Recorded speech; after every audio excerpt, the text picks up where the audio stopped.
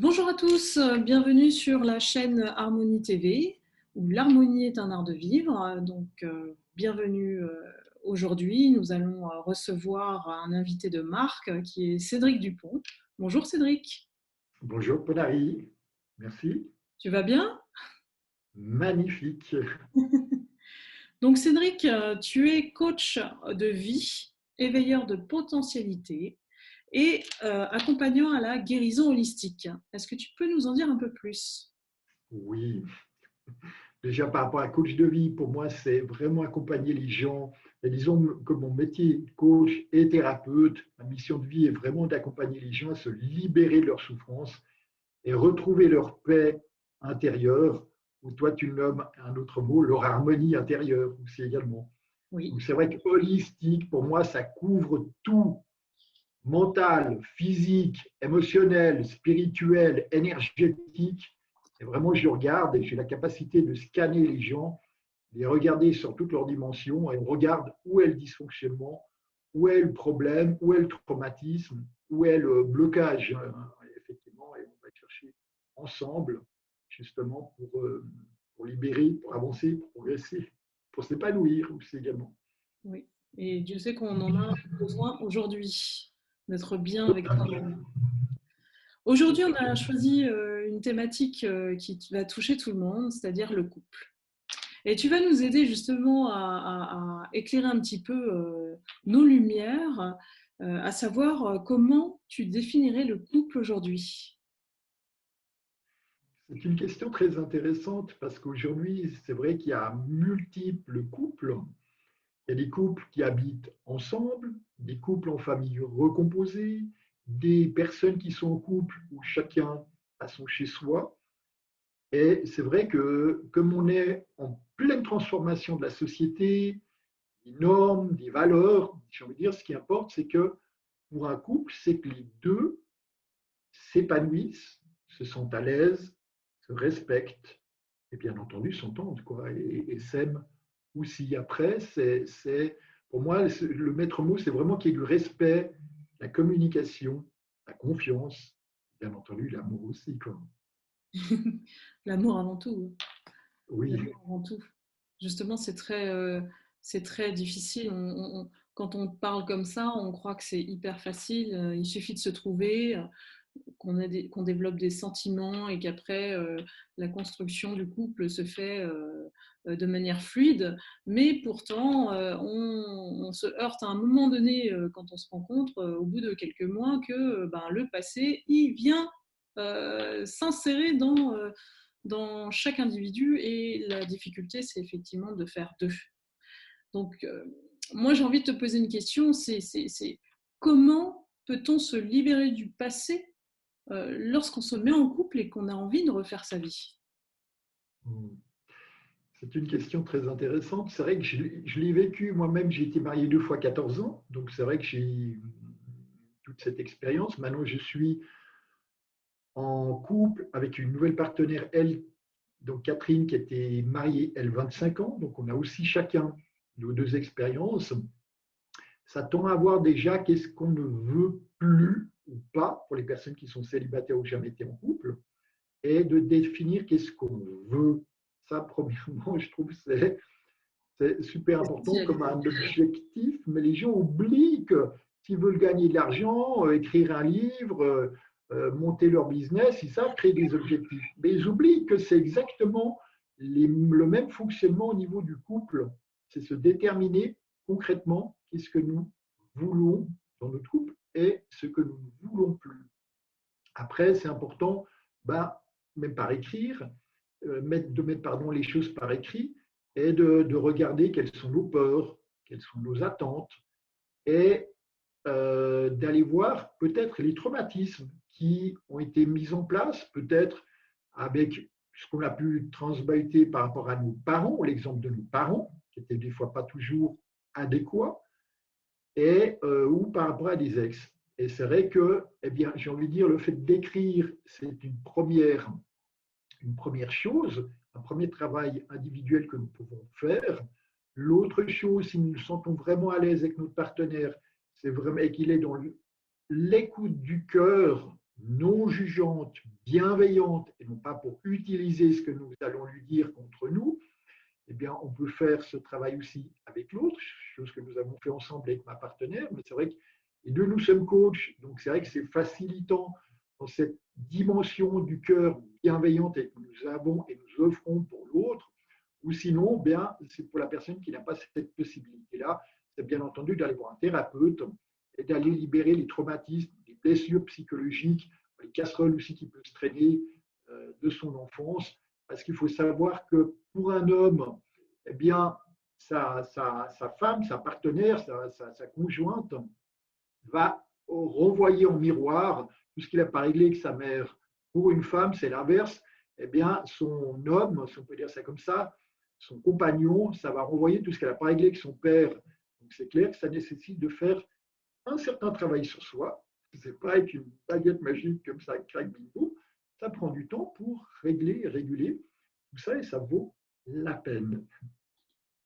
Eh bien, je suis tout à fait d'accord avec toi. C'est très, très difficile et parfois en termes de temps de pouvoir guérir de ces blessures, hein. C'est un peu l'idée que tu essayes de véhiculer et de donner envie aux gens de travailler sur eux-mêmes pour pouvoir mieux accueillir la relation de manière bienveillante, puisque les blessures, elles nous emmènent plus vers les peurs que quelque chose de doux et de plus serein qui rejoint le calme intérieur, l'harmonie, hein, la paix intérieure dont tu parles.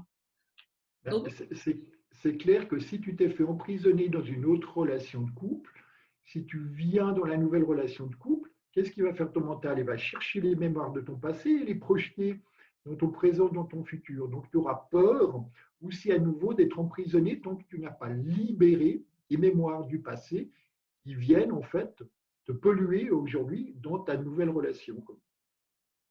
je suis tout à fait d'accord. Et parfois, on a vraiment besoin de quelqu'un qui soit plus expérimenté pour nous aider, nous accompagner pour faire ce travail. Sinon, au lieu de prendre 10 ans, voilà, c'est ce que cette personne-là, comme ton travail, tu le fais vraiment de manière sérieuse, fiable et puis avec beaucoup de résultats, euh, bah, en fait, on gagne peut-être 10 ans, on fait le travail en un an, en plusieurs séances, comment ça se passe? Mais là, ça dépend beaucoup des couples, hein. C'est vrai que là, je vois, là, depuis cette année, nous donnons avec ma compagne un stage qu'on a mis sur pied, issu beaucoup de notre histoire, de notre passé, justement les erreurs surtout à éviter aussi également, et qu'on nomme le stage Le couple et la communication. On s'est rendu compte que c'est vital déjà dans un couple et des bases saines et solides de déterminer des valeurs, justement, d'apprendre à éviter les effets miroirs, les interprétations. Bah, en entrant dans ce sujet, j'ai envie d'aborder la question ultime quel est le secret pour toi des couples qui durent alors? Comment fait-on? De secret, je ne sais pas si c'est nécessairement un secret, mais j'ai envie de dire ma philosophie, c'est de toujours garder un lien de cœur avec son partenaire.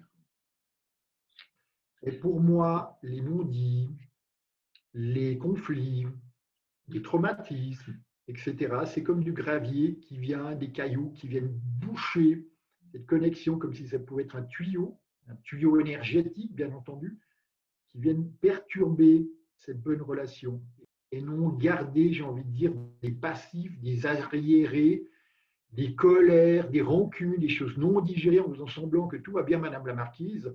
Et non, pour moi, ça c'est la foutaise. Il faut revenir sur les choses qu'on n'a pas digérées, les choses qui nous perturbent le cœur, les choses qui nous empêchent d'ouvrir notre cœur, d'avoir une relation cœur à cœur. Pour moi, la clé, le secret, si je peux dire mon secret, c'est vraiment la relation de cœur à cœur.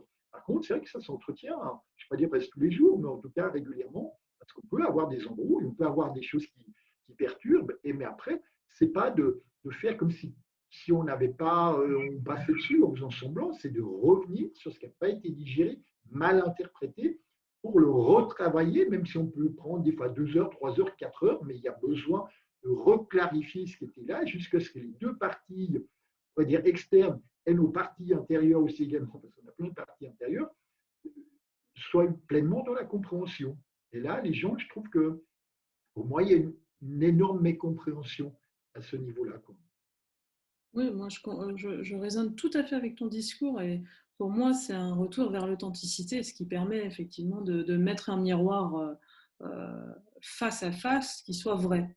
Cédric, moi j'ai une grande question qui va concerner toutes les femmes. Au nom de toutes les femmes, je vais poser cette question parce que on a au moins une fois rencontré ce type d'homme dans notre vie, c'est l'homme fuyant, celui qui n'assume pas ses erreurs, celui qui n'arrive pas à communiquer en fait avec la femme et reste dans son ego. Donc, comment lui indiquer comment faire pour développer une relation saine, sereine et être en paix avec lui-même pour pouvoir refaire sa vie. C'est une question très intéressante. C'est vrai que j'ai envie de dire que ça touche pour moi 80% des hommes, hein. Donc c'est vrai que c'est beaucoup. Le premier homme fuyant, tu l'as devant toi. Je connais cette problématique. Dans mon premier mariage, quand quelque chose me contrariait, je prenais mon vélo puis j'allais faire du vélo pendant 1 heure, 2 heures de temps pour reprendre la distance émotionnelle, digérer et tout ce qui était là, sans nécessairement peut-être me remettre en question ou autre, parce que je vois qu'il y a des bases qui étaient pas posées. Lors de mon deuxième mariage, j'ai voulu refaire le même comportement et là, ma dernière femme me disait, bah, Cédric, avant d'aller faire du vélo, ce que je te propose, c'est qu'on se pose. Pendant un moment, on discute, voire prendre un bâton, ce que j'aime bien, un stylo, ce qu'on appelle un bâton de parole, ou un stylo de parole, vous prenez ce que vous voulez, hein, un stylo, une règle, et seul celui qui a le bâton de parole peut s'exprimer et l'autre écoute. Donc ça ne sert à rien de parler pendant 3 quarts d'heure, parler pendant 2, 3 minutes sur un thème, vous donnez après le bâton à l'autre répond, vous reprenez le bâton de parole, vous reparlez, et comme ça, vous videz votre sac, vous clarifiez ce qu'il en est, et ça peut prendre 1 heure, 2 heures, 3 heures. Et c'est important de se poser un cadre de communication pour dire on n'a pas de rendez-vous important, mais au moins chacun se respecte au niveau de l'espace-temps, et on ferme les natels, on ferme toute distraction pour rester vraiment avec l'autre, que l'autre puisse se sentir compris. Pourquoi les hommes sont fuyants vis-à-vis du féminin? Parce qu'il faut savoir que c'est les émotions, j'ai envie de dire, c'est de l'ordre du féminin. Donc, comme on ne nous a pas éduqués à communiquer nos émotions, ni dans la famille, ni à l'école, on se retrouve confronté dans le couple. Bon, après, avec nos enfants, il n'y a pas d'apprentissage pour faire le couple, il n'y a pas d'apprentissage pour être papa ou maman. Et là, d'un coup, tu te retrouves au milieu du lac ou au milieu de l'océan, puis tu dois te démerder à nager, quoi. La meilleure des choses, c'est vraiment de se poser, de respirer, d'aller voir en soi qu'est-ce qui se passe et surtout éviter d'accuser l'autre, parce que là, pour moi, c'est un mécanisme de l'ego. Ah ouais, là, je me sens blessé. Ouais, mais tu vois, toi aussi, hein, tu réponds, tu es aussi blessé. Non, ok, l'autre me dit, je prends le temps d'accueillir, même si c'est amer comme pilule, je respire dans mon bas-ventre, je respire dans mes pieds, je vais vraiment accueillir, même si ça me fait chouir, puis je pourrais gronder accueillir ce qui se passe, parce que bien souvent, ça fait résonance à papa, à maman, à notre histoire, à des ex, et accueillir, dire, ah ouais, tiens, quand tu me dis ça résonne, ça me fait penser à ça. Et de simplement, juste de verbaliser. Mais ça demande une éthique dans le couple, ça demande de la bienveillance, une dimension du cœur, du respect, communication authentique. Et c'est vrai que ça peut se baser que vraiment avec authenticité. Et après, on le voit, même si quand après, par la suite, on a des rapports intimes, c'est beaucoup plus fort, la circulation énergétique, que quand tout à coup, tout est bloqué et on fait juste l'amour avec premier, deuxième chakra. Et l'énergie, quand on a retrouvé une connexion cœur à cœur, l'énergie peut circuler. Quand on a des rapports intimes, c'est beaucoup plus puissant parce que il n'y a plus ces graviers, ces cailloux, ces murs, ces protections, ces barrages qu'on a pu mettre mentalement, énergétiquement, spirituellement, etc., parce qu'on se sent blessé, heurté par l'autre. J'aime beaucoup ce que tu dis et ce que je vais retenir, c'est de mettre une éthique dans le couple. Et ça, je pense qu'en ayant une éthique que l'on crée, hein, de toute façon, on est deux personnes, hein, à le créer, ça permet de garder le respect mutuel. Et puis, le bâton de parole, c'est vraiment une merveilleuse idée que je vais appliquer direct avec toute personne, pas seulement les hommes. Bon, pour moi, les hommes sont mes amis, mais j'ai mis du temps à justement réconcilier cette part de moi, de moi-même, hein, vis-à-vis des hommes. Donc aujourd'hui, la relation est beaucoup plus saine et beaucoup plus respectueuse. Donc, mais dans les disputes, il y a encore du boulot. Je pense qu'il ne faut pas chercher à être parfait, il faut juste faire au mieux. Et puis, de beaucoup dialoguer, comme tu dis, d'instaurer une communication qui est saine, authentique et de pouvoir poser les choses, de ne pas laisser les non-dits prendre le dessus. Et quand je vois dans les couples, il y a des colères qui datent depuis 5 ans, 10 ans, 15 ans en arrière, je dis, mais c'est juste impossible. Pourquoi les gens, un, continuent de vivre ensemble, et deux, pourquoi ils gardent ces casseroles qui puent derrière eux? Et il y a vraiment besoin de dégager, sinon qu'ils fassent une thérapie individuelle s'ils n'arrivent pas à communiquer clairement dans leur couple, qu'après, la parole puisse s'instaurer, une parole qui soit guérisseuse, qui soit bienveillante, qui soit authentique, qui soit du cœur. Et apaiser sa colère, ça demande énormément de temps, hein, de pouvoir faire face à ses blessures. Et je pense que la colère, c'est surtout lorsqu'on se sent incompris et qu'on n'arrive plus à exprimer ou ne pas savoir comment exprimer les choses en douceur, on va dans la colère. Et la colère, elle est là toujours pour t'apprendre à reposer tes limites. Elle est là, elle est puissante justement pour t'apprendre à te respecter. Et plus elle est puissante, plus elle montre qu'il y a besoin de poser quelque chose et il y a besoin de poser des actes. Alors c'est vrai que si on a un manque de respect durant 20 ans dans le couple, on ne va pas pouvoir crac bim boum reposer, mais on regagne du terrain petit à petit, petit à petit, et quitte à se faire aider par un psychologue, un thérapeute, etc., qui nous aide, nous soutient dans ce processus d'évolution dans le couple.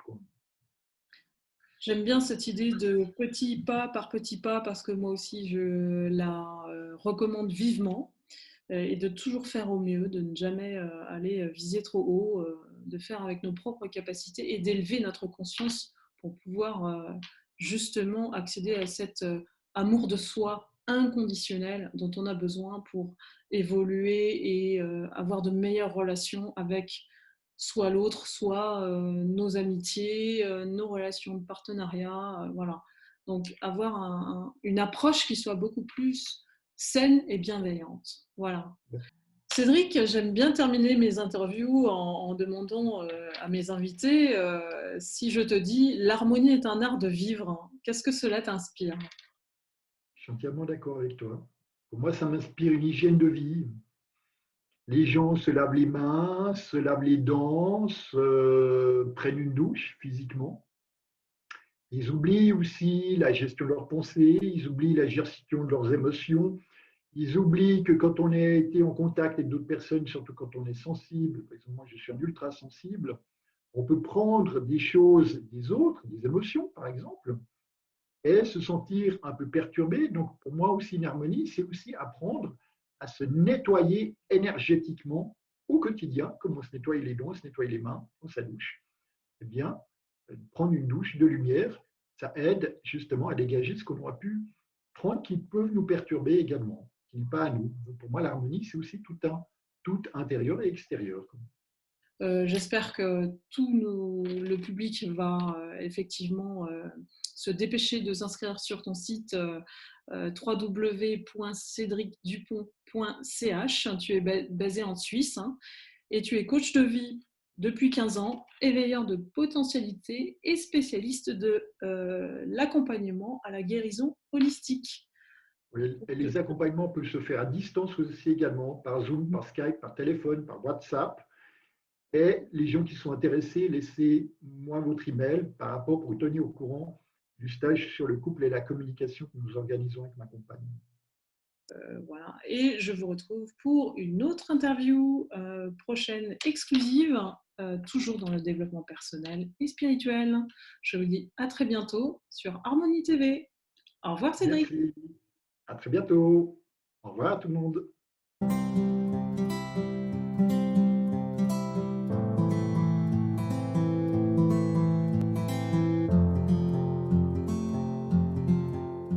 Merci.